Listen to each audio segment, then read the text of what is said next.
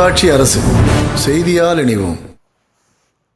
வணக்கம். உள்ளாட்சி அரசு செய்திகள் வாசிப்பது சரவணன்.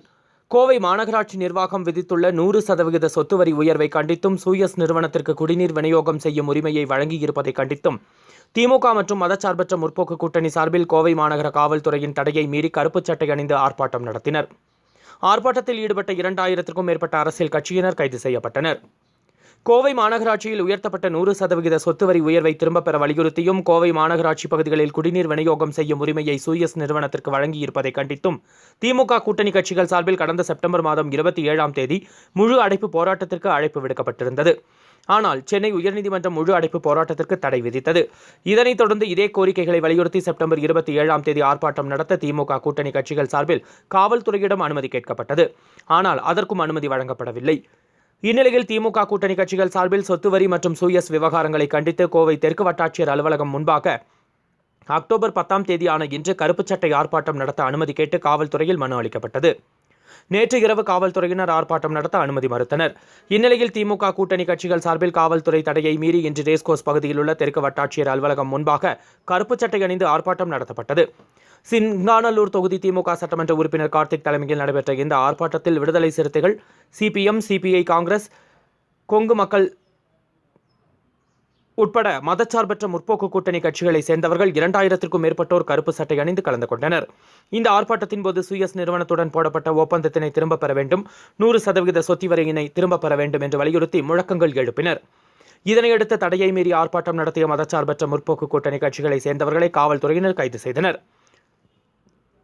அப்போது காவல்துறையினருக்கும் போராட்டக்காரர்களுக்கும் இடையே லேசான தள்ளுமுள்ளு ஏற்பட்டது.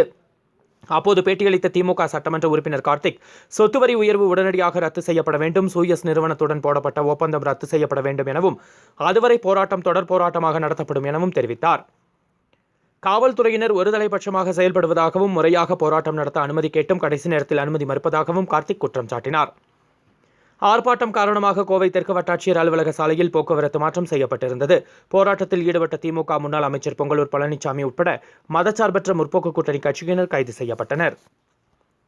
செய்திகளை உடனுக்குடன் தெரிந்து கொள்ள உள்ளாட்சி அரசு செய்திகளை சப்ஸ்கிரைப் செய்யுங்கள். தொடர்ந்து பெல் பட்டனையும் பிரஸ் செய்யுங்கள். கோவை மாநகராட்சி நிர்வாகம் தமிழக அரசும் சேர்ந்து 100% சொத்து வரி உயர்வினை செய்து அந்த வரி உயர்வு காரணமாக கோவையில் இருக்கக்கூடிய பொதுமக்கள் அத்தனை பேரும் மிகப்பெரிய அளவில் பாதிக்கப்பட்டிருக்கிறார்கள். தொடர்ந்து ஓராண்டு காலமாக எங்களது கழக தலைவர், அன்பு தலைவர் தளபதி அவர்கள் தொடர்ந்து எதிர்ப்பினை தெரிவித்து வருகிறார்கள். அது மட்டுமல்ல, கோவையில் இருக்கக்கூடிய திராவிட முன்னேற்ற கழகம், எங்களது தோழமை கட்சியினர் அனைவருமே இதை எதிர்த்து கடுமையாக போராடி வருகிறோம்.